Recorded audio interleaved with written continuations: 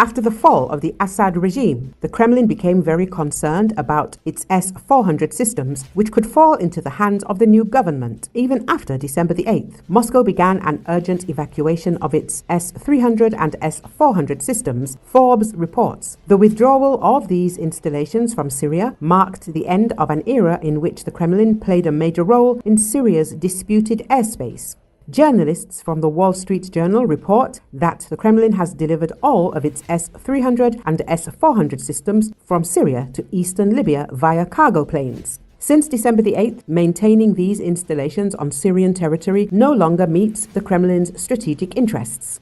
Russian allied warlord Khalifa Haftar would doubtlessly welcome the deployment of these strategic air defense systems as a counterbalance against his Turkish-backed rival, the UN-recognized government in Tripoli, which unsurprisingly opposes Russia reinforcing its bases in the divided country. Haftar fought that government in 2019 to 2020 when his forces besieged and tried to seize the capital, only to be routed by a counteroffensive supported by Turkish drones. The conflict has remained stalemated ever since. Rumors abound in 2020 that Russia deployed S-400s or S-300s to Eastern Libya, which, as noted at the time, could have helped solidify that stalemate. Haftar has long been obsessed with having Russian air defenses deployed in the areas he controls to avoid a repeat of that year's humiliating rout. Retaining S-400s in Syria no longer serves Russia's strategic interests since the systems became more exposed following the takeover of the country, including Latakia, by anti-Assad armed groups. The removal of S-400 missile defense systems from their positions at the Khmeimim air base appears to be the first clear sign that preparations are underway for the base's full evacuation, wrote analyst Anton Mardasov in AI Monitor. However, by December the 8th, the continued presence of these expensive systems had already become irrelevant when the opposition forces entered the town of Jableh, from where they could effectively shell the entire base. Russia first relocated its Su aircraft to the Khmeimim air base in Syria in 2015. Sometime later, the first S-400 missile systems appeared at the same airbase to strengthen Russia's presence in the skies. Back in 2017, military writer Tom Cooper stated that the Alawite Mountains are located near Khmeimim, which severely limit the radar's operations.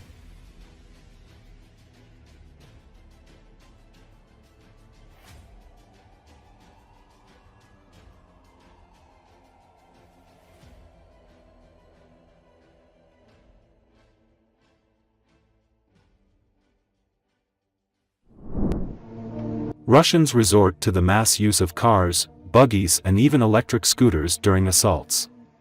Over the past few months, during large-scale assaults, the enemy has lost a significant number of armored vehicles.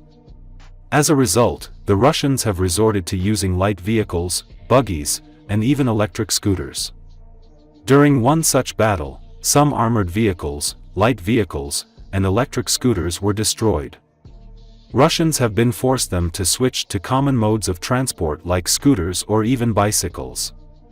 Recently, the fighters of the 12th Special Forces Brigade Azov of Ukraine repelled a massive assault by Russian invaders. The enemy suffered losses in manpower and equipment. Over the past few months, during massive assaults, the enemy has lost a significant number of armored vehicles. That is why today Russians resort to the mass use of cars, buggies, and even electric scooters. All types of Russian transport, as well as their destruction, are recorded on video, the military writes. In total, Azov fighters destroyed 5 units of armored vehicles, 8 units of vehicles, 63 Russians were liquidated, 3 abandoned electric scooters.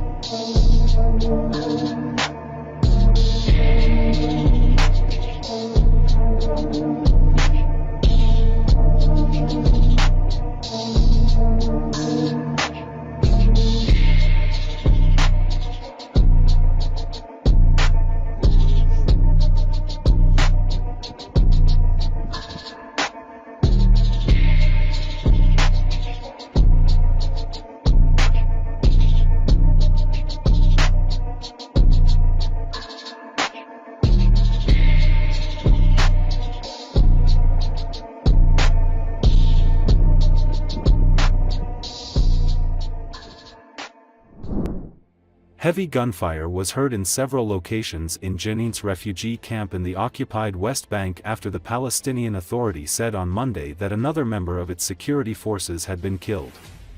The Palestinian Authority said a second member of its security forces was killed in Jenin during clashes with Palestinian militants.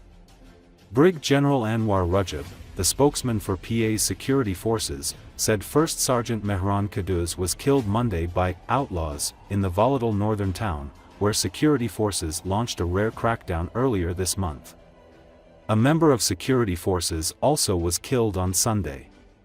A general strike has spread across the city of Jenin after militants shot and killed a member of the Palestinian security forces.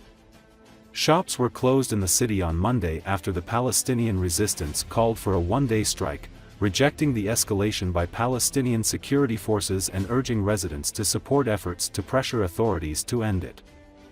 An Associated Press reporter in Jenin heard gunfire and explosions, apparently from clashes between militants and Palestinian security forces.